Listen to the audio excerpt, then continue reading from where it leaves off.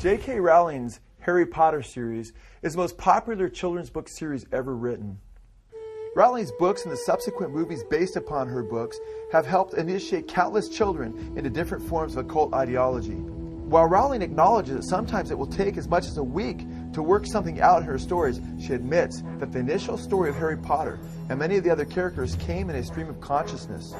Rowling admitted, quote, "Harry as a character came fully formed, as did the idea of his sidekicks, the characters of Ron and Hermione, who was the brains of the threesome." She said, "It started with Harry, then all three characters and situations came flooding into my head." Rowling describes the way that she writes as though she is often in a stream of consciousness, and that at times she is only taking notes of things she sees and hears in what sound like visions. She states, quote, "I see a situation and then I try to describe it as vividly as I can," end quote. "I have a very visual imagination. I see it, then I try to describe what is in my mind's eye." For author J.K. Rowling, it all started on a train. It was 1990, and she was traveling from Manchester to London.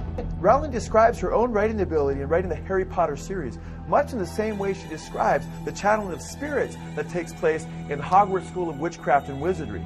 Is it possible that J.K. Rowling herself is being used by spirit entities to indoctrinate our children into witchcraft? Joanne Rowling not only describes her introduction to her main characters in such a way as describing what she sees, but Rowling states that when she writes the dialogue between characters, she simply takes notes from what she hears almost audibly. She states, quote, "And I do love writing dialogue. Dialogue comes to me as though I'm just overhearing a conversation," end quote.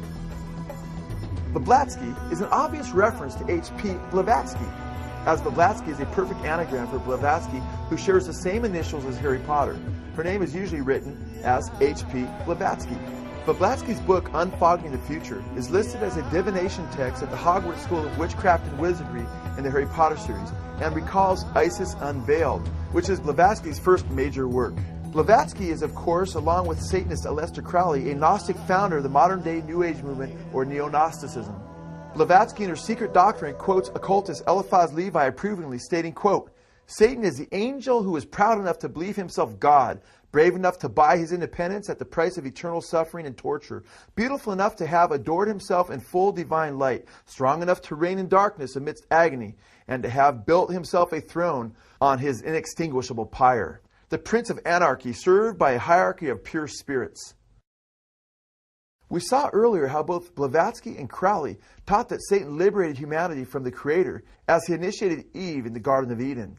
Harry Potter's escape from the world of Muggles, which are non-magical human beings, is precipitated by a communication that takes place between Harry Potter and a serpent.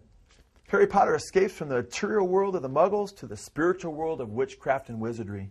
After Harry Potter escapes the world of material illusions, he finds out that he actually has godlike powers. But it's interesting because J.K. Rowling also seems to be patterning the life of Harry Potter after the life of Satanist Aleister Crowley. Like Harry Potter, Crowley abandoned his strict upbringing, claiming that his mother was a tyrannical religious bigot, and went on to discover that he was a sorcerer joining several occult orders. Like Harry Potter, Crowley realized he was a wizard as a preteen. Crowley stated, quote, "Before I touched my teens, I was already aware that I was the beast, whose number is 666. While Crowley would claim to have committed several human sacrifices, he claimed that he killed his first cat at the age of 11. According to J.K. Rowling, Harry began to find out that he was a wizard at age 11. In Harry Potter, the Goblet of Fire, page 20, it is stated, quote, "It had been enough of a shock for Harry to discover on his 11th birthday that he was a wizard." As in Crowley's Satanism, in the Harry Potter series, the number 11 takes on special significance. Crowley writes that, quote, 11 is a number of magic in itself. He also writes that 11, quote, is a sacred number par excellence of the new age or new eon. It is written in the book of the law, 11 as all their numbers who are of us. Crowley claimed that the number 11 was his magic number. Crowley began to spell magic with the letter K at the end of magic because the letter K is the 11th letter of the alphabet and had a special Kabbalistic meaning to Crowley as a Satanist. Not only does Harry realize that he has occult powers at the age of 11, but the length of Harry's wand seems to have special significance, as is perfectly suited for Harry Potter. In Harry Potter, the Goblet of Fire, page 310, we read, quote, "Harry had weighed what felt like every wand in the shop. At last he had found one that suited him. This one, which was made of holly, 11 inches long."